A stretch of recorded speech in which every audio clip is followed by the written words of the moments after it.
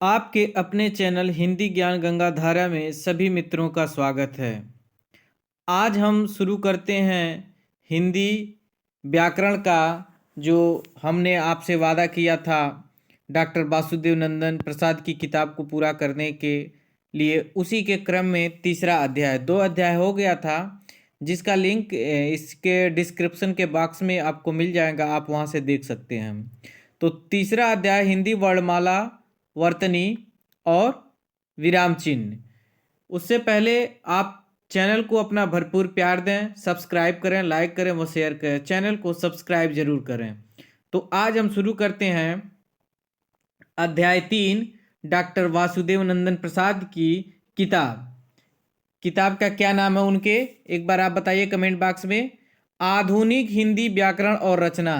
आधुनिक हिंदी व्याकरण और रचना किताब किसका है? डॉक्टर वासुदेव नंदन जी का है। और कामता प्रसाद गुरु की किताब का नाम क्या है? हिंदी व्याकरण है, जो 1920 में लिखा गया। पहला बिंदु है व्यंजन के साथ स्वर का संयोग होने पर स्वर का जो रूप होता है उसे मात्रा कहते हैं। एनबीएस केबीएस का जो एग्जाम होने वाला फरवरी में, उसके लिए तो अति महत्वपूर्ण है ही। व्यंजन के साथ स्वर का संयोग होने पर स्वर का जो रूप बनता है उसे मात्रा कहते हैं। मात्रा किसे कहते हैं आप देख लिए। अनुस्वार और विसर्ग क्रमशः स्वर के ऊपर या बाद में जोड़े जाते हैं। अब ये प्रश्न ऐसे पूछ देता है कि अनुस्वार और विसर्ग, अनुस्वार किसे कहते हैं? जो बिंदी लगाई जाती है, ये जो क पे बिंदी लगी है ऊपर उसे अनुस्वार, और ये अ के बाद जो बिंदी लगी है उसे विसर्ग। तो अनुस्वार और विसर्ग कब लगते हैं, कहाँ लगते हैं? क्रमशः स्वर के ऊपर या बाद में जोड़े जाते हैं। जैसे देखिए क और अ पे अनुस्वार लगा है तो कंग बना है, क और अ के बाद विसर्ग लगा है तो कह बना है। ये डॉक्टर वासुदेव नंदन जी के अनुसार है। एक चीज और देखते चलिए कि हिंदी में स्वरों की संख्या कितनी है? 11 है। और व्यंजनों की संख्या डॉक्टर वासुदेव नंदन ने कितनी मानी है? 41 मानी है। टोटल वर्णों की संख्या कितनी हो गई? 52 हो गई। टोटल वर्णों की संख्या 52, 41, 10 51, 1 52, टोटल वर्णों की संख्या 52 हो गई। जब दो या दो से अधिक व्यंजनों के बीच कोई स्वर नहीं रहता तब दोनों के मेल से संयुक्त व्यंजन बनता है। जब दो या दो से अधिक व्यंजनों के बीच कोई स्वर नहीं रहता तो क्या होता है? उसके संयुक्त व्यंजन उनके मेल से बन जाता है। क और आधा क और आधा त क्या बन गया? कत। ये क्या है? संयुक्त व्यंजन है। आप संयुक्त व्यंजन, अब वो सोचने लगते हैं छ त्र ज्ञ चार संयुक्त व्यंजन है, संयुक्ताक्षर हैं, वो संयुक्ताक्षर हैं और ये संयुक्त व्यंजन पूछ रहा है। अलग अलग दोनों चीजें हैं। त और यह त्य, ये उदाहरण से आप समझ सकते हैं। लिखने की रीति को वर्तनी या अक्षरी कहते हैं। लिखने की रीति को वर्तनी या अक्षरी कहते हैं। परीक्षा में डायरेक्ट यही पूछता है कि लिखने की रीति को क्या कहते हैं। 4 विकल्प दे देगा उसमें। वर्तनी, अक्षरी दोनों कहते हैं और इसे उर्दू में हिज्जे भी कहते हैं। क्या कहते हैं? हिज्जे। भूतकालिक क्रियाओं में ये का प्रयोग और अव्ययों में ए का प्रयोग होता है। भूतकालिक क्रियाओं में किसका प्रयोग होता है? ए का प्रयोग। ध्यान दीजिए, ये का प्रयोग कहाँ होता है? भूतकालिक क्रिया में ए का प्रयोग होता है। जबकि अव्ययों का प्रयोग कहाँ होता है?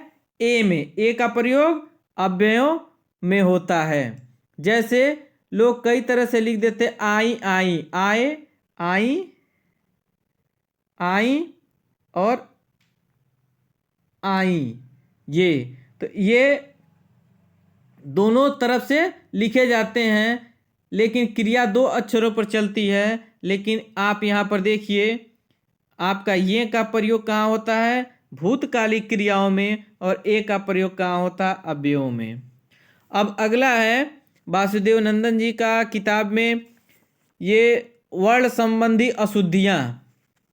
तो वर्ण संबंधी अशुद्धियों का वीडियो बनाने पर वीडियो लंबा हो जाएगा और कुछ बनाने का मतलब नहीं रह जाता है, इसलिए आप उसको किताब से देख लीजिए, जो बारीक चीज़ें उसका वीडियो बनता जा रहा है। तो अगला है विराम चिन्ह। क्या है? विराम चिन्ह।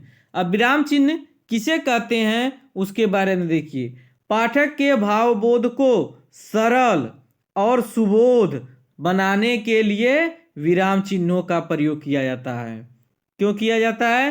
पाठक के भावबोध को सरल और सुबोध बनाने के लिए विराम चिन्हों का प्रयोग किया जाता है।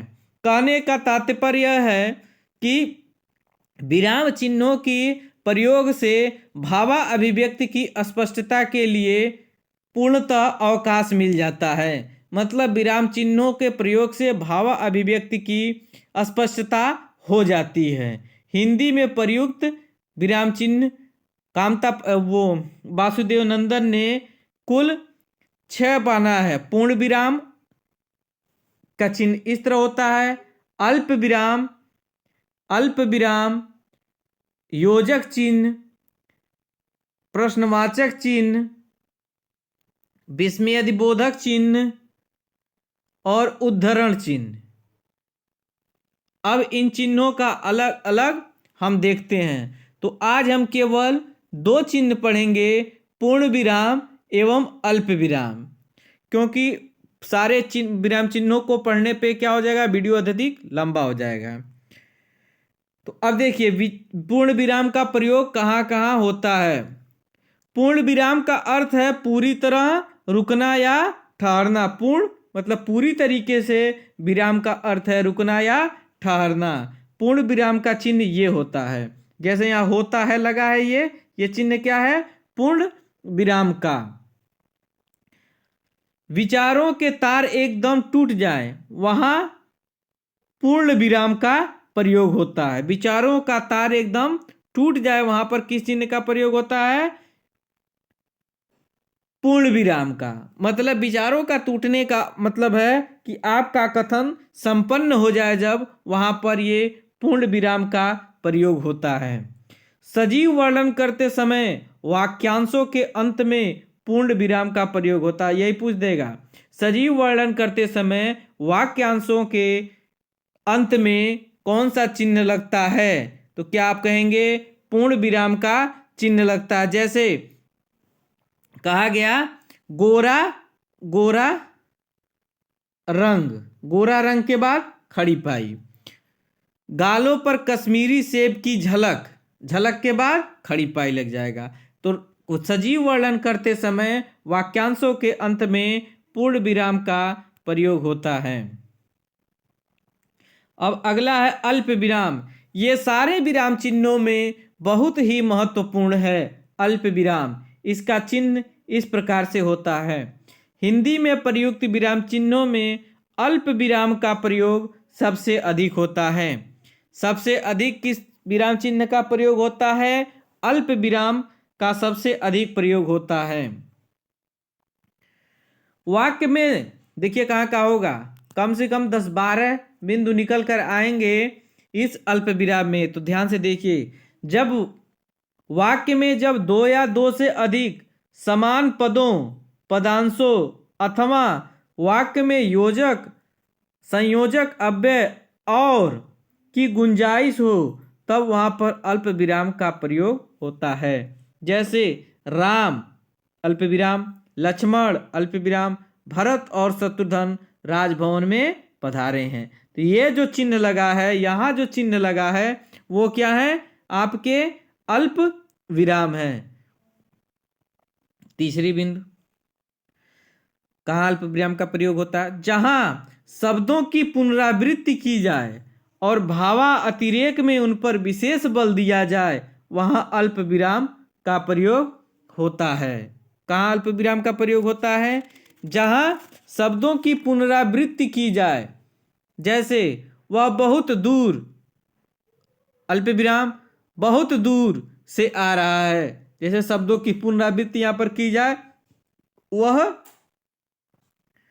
दूर से अब यहाँ पे क्या हो जाएगा, अल्प विराम, वह दूर से, बहुत दूर से आ रहा है।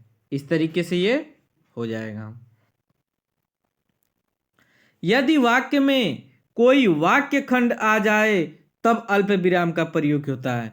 यदि वाक्य में कोई वाक्य खंड आ जाए तो वहां अल्प विराम का प्रयोग होता है। जैसे यदि रमण लाल देसाई के युग का ग्राम सेवक, वाक्य खंड आया ग्राम सेवक के बाद अल्प विराम, जेल में गया हुआ सत्याग्रही कहानी लेखक अब नहीं है। तो जहां वाक्य खंड आ जाए वहां पर अल्प विराम का प्रयोग होता है। यदि वाक्य के बीच पर, वाक्य के बीच ध्यान दीजिएगा, इसी से, इसलिए, किंतु, परंतु, अतः, क्योंकि, जिससे, तथापि इत्यादि अव्ययों का प्रयोग होता है तो इनके पहले भी अल्प विराम लगाया जाता है।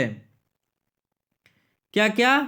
पर, इससे, फिर से देख लीजिए क्या क्या क्या होता है।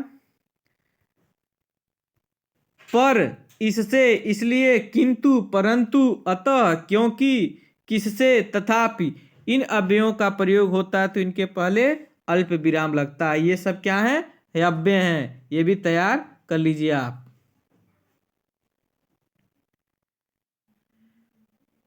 अब कहाँ प्रयोग होता है देखिए, जहां किसी व्यक्ति को संबोधित किया जाए, बहुत ही महत्वपूर्ण है, किया जाए वहां अल्प विराम लगता है। जहां किसी व्यक्ति को संबोधित किया जाए वहां अल्प विराम लगता है। जैसे सज्जनों, अल्प विराम, सज्जनों, अल्प विराम, समय आ गया है, सावधान हो जाओ, सज्जनों। अब जैसे कहा जाता है ना, देवियों, सज्जनों, मित्रों इत्यादि के बाद संबोधित, जब संबोधन वाक्य आएगा, संबोधन शब्द आएंगे तो उनके बाद क्या लगाया जाएगा? अल्प विराम लगता है। यदि वाक्य में प्रयुक्त किसी व्यक्ति या वस्तु की विशिष्टता किसी संबंधवाचक सर्वनाम के माध्यम से बतानी हो तो वहां अल्प विराम लगता है। यदि वाक्य में प्रयुक्त किसी व्यक्ति या वस्तु की विशिष्टता किसी संबंधवाचक सर्वनाम के माध्यम से बतानी हो तो भी वहां पे क्या रहेगा? अल्प विराम लगता है। जैसे देखिए, मेरे भाई, अल्प विराम, जो एक इंजीनियर हैं, अल्प विराम, इंग्लैंड गया है। तो क्या कहा? व्यक्ति, व्यक्ति है भाई, वस्तु की विशिष्टता किसी संबंधवाचक सर्वनाम के माध्यम से, विशिष्टता क्या है? इंजीनियर है। तो यहां पर भी ये अल्प विराम लगा हुआ है। जिस वाक्य में वह, यह, तब, तो, या, अब इत्यादि लुप्त हो वहां अल्प विराम का प्रयोग होता है। जैसे बोला जाता है ना, जो मैं जो कहता हूं, अल्प विराम, कान लगाकर सुनो।